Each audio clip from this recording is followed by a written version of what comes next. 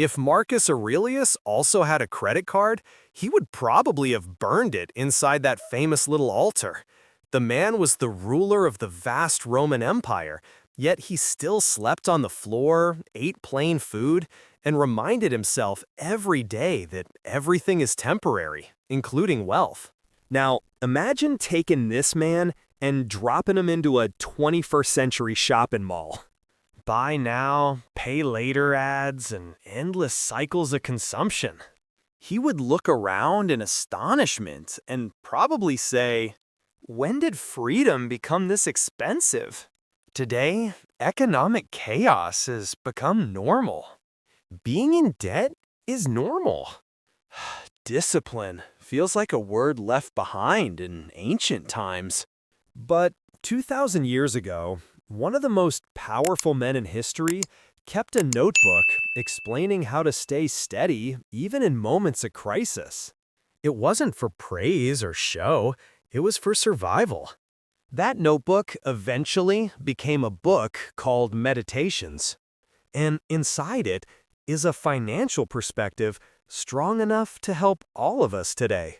Marcus Aurelius was born into great wealth.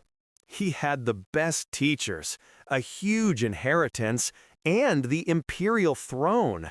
He had it all. But he never became a tyrant, and instead chose to be a philosopher. He was deeply influenced by Stoicism. He learned to be prepared for hardship, to digest losses, and not to attach himself to things he couldn't control. He witnessed plague, war, and betrayal. Even when the economy collapsed, what he wrote remained astonishingly calm and clear.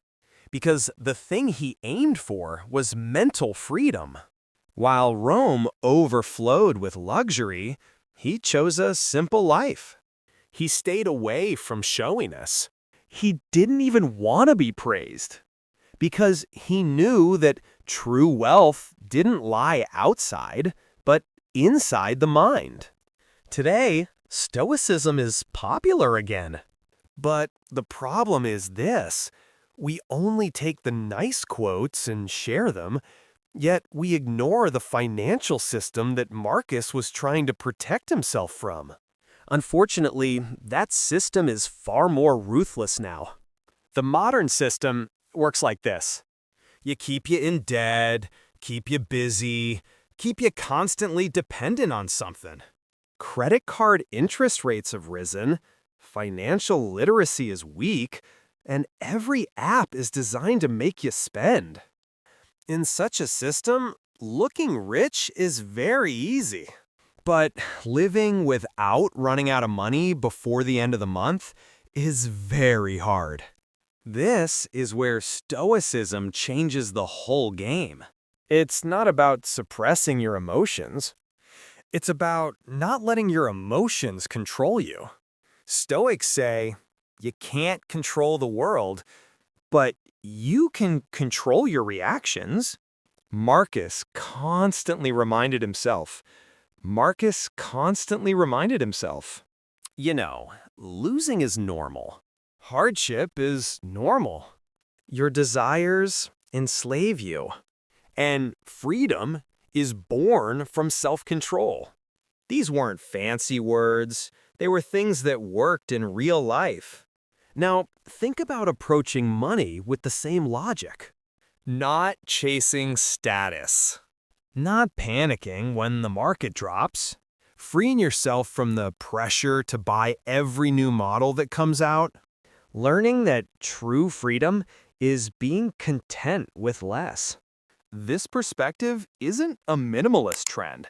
It's a threat to the modern economy. Because if we don't consume, the system can't win. So, what was your favorite part of Dallas's arena then? That's why the most revolutionary act is being able to say, enough. In Marcus's eyes, living in luxury wasn't a reward, but a test of character. A person's real wealth wasn't what they owned. It was how shaken they became when they lost it.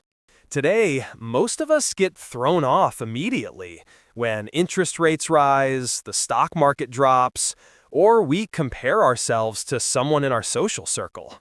Because we live extremely fragile lives, both financially and emotionally. Yet, for the Stoics, discomfort was like part of training. Marcus knew all this and would sleep in tough conditions, skip some meals.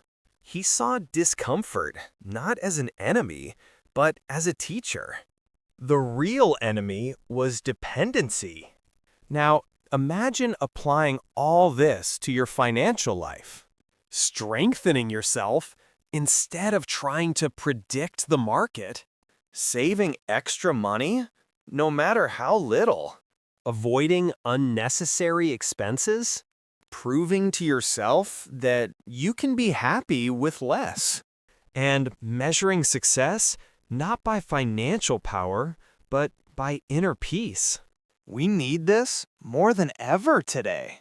Inflation is sky high. Governments are drowning in debt. Central banks are stuck. And most people do nothing but hope that someone above knows what they're doing. But hope is not a plan. Marcus wouldn't wait. He wouldn't blame the system. Everything would start with himself. You don't need to be a financial expert to reach real freedom. You just need to be clear. What do you truly need? Why are you afraid of losing? What do you want? And is that desire really yours? Most people don't even ask these. They just play the game given to them. And the system is fine with that. But you are here because you feel that something isn't right. You're realizing that the success story being sold to you isn't really for you the way you thought. Maybe what you need isn't a new app or a new hustle. Maybe what you need is a calm voice coming from thousands of years ago. When you panic, breathe. When prices rise, face it calmly. When social media screams, buy, buy, buy, refuse. When fear pushes you to rush, stop. Because financial freedom isn't about what you gain, it's about what you have inside. Marcus Aurelius didn't have a credit card, but he knew the cost of being enslaved by desires and the reward of mastering them. This is true wealth and true freedom.